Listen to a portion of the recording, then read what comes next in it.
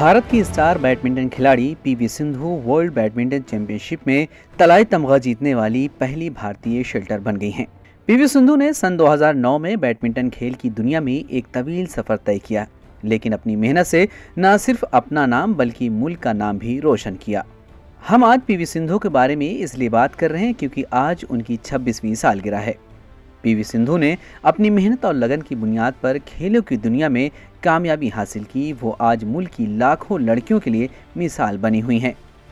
PV Sindhu की पैदाइश 5 जुलाई 1995 को हैदराबाद में हुई।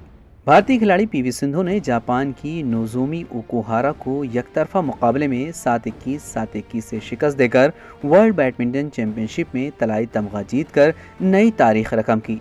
सिंधु आलमी चैंपियनशिप में सोने का तमगा जीतने वाली पहली भारतीय खिलाड़ी बन गई हैं। Bureau report, ETV Bharat.